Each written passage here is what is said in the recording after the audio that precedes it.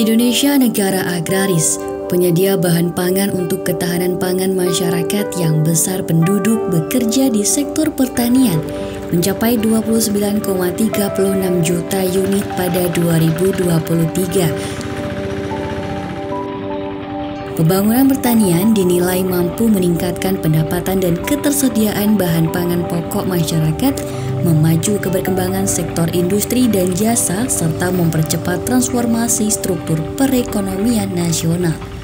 Petani tidak bisa menggarap sawah di sejumlah wilayah karena dilanda kekeringan. Musim kemarau juga membuat panen padi menurun. Sekitar 3.500 hektar tanaman padi milik petani kini mengering dan terancam gagal panen karena sulitnya mendapatkan air untuk mengairi sawah selama 2 bulan terakhir. Petani akhirnya terpaksa menampung air limbah rumah tangga di saluran irigasi. Bukan tanpa risiko, air limbah rumah tangga yang tercampur cairan deterjen sangat rentan membuat tanaman padi tumbuh tak maksimal.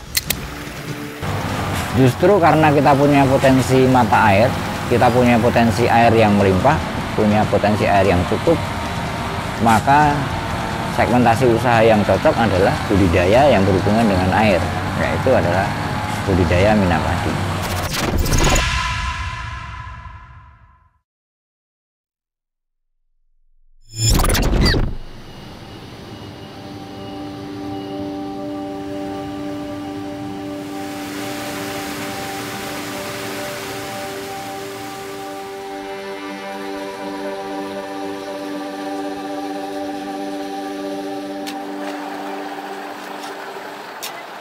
Konsep-konsep yang harus diterapkan ya, jadi ada semacam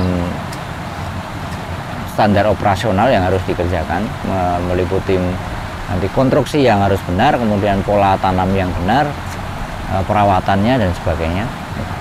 Ada teknis khusus yang harus dilakukan untuk budidaya itu. Dalam satu petak itu bisa dibudidayakan 2 komoditas. Komoditas misalnya mina padi berarti komoditas ikan dan komoditas padi. Teknis masuknya ikan dan padi itu boleh bersamaan atau boleh juga tidak bersamaan. Jadi bisa saja tanaman padi ditanam dulu, kemudian baru setelah beberapa hari ikannya bisa dimasukkan ke lahan mina padi.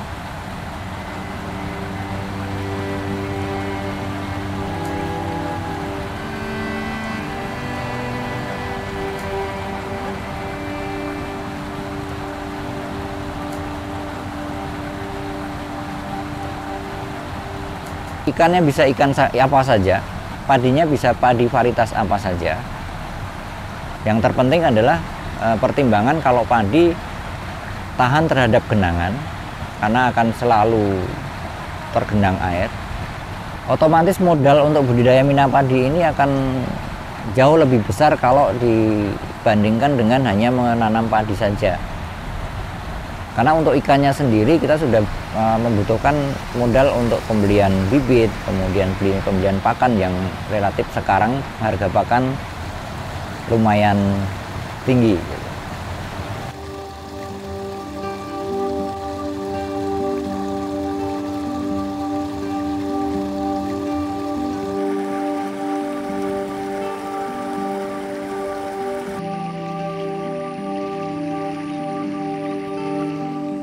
Dengan sistem mina padi itu hama berkurang, hama untuk padinya berkurang.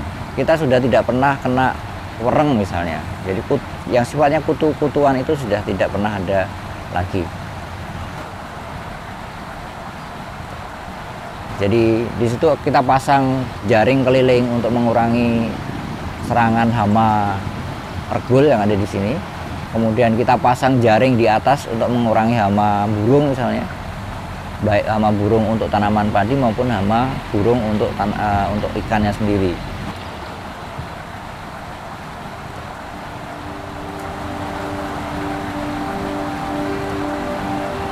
Saat tahun 2010, saat waktu itu Gunung Merapi meletus, itu juga pernah mengalami lahar dingin Gunung Merapi, jadi airnya menjadi sangat tidak cocok untuk budidaya. Waktu itu kita mengalami kerugian yang cukup besar. Kalau di tanaman padinya tidak ada masalah, malah justru itu ada kandungan pupuknya juga. Tapi untuk ikannya itu sedikit bermasalahnya ini. Kalau kematian tidak, mungkin hanya maksimal 5%-an. Tapi untuk pertumbuhan ikannya jadi terhambat. Karena kan warna pelet coklat, airnya lebih keruh dari warna coklat. Terus aroma amis dari pelet itu tertutup dengan aroma belerang. Jadi ikannya ya udah enggak makan.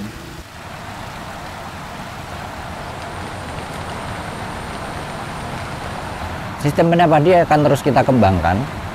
Jadi apapun yang terjadi, karena secara teoritis menguntungkan, kita akan terus berbudidaya mina padi. Jelas kalau sumber air kita melimpah, kenapa enggak bisa kita optimalkan kan? Nah, di samping itu, kalau basicnya kita petani ikan tok, nanti kita berebut lahan sama pertanian. Dengan sistem mina padi ini kan keunggulannya itu, pertaniannya jalan, dari perikanannya jalan, tidak berebut lahan.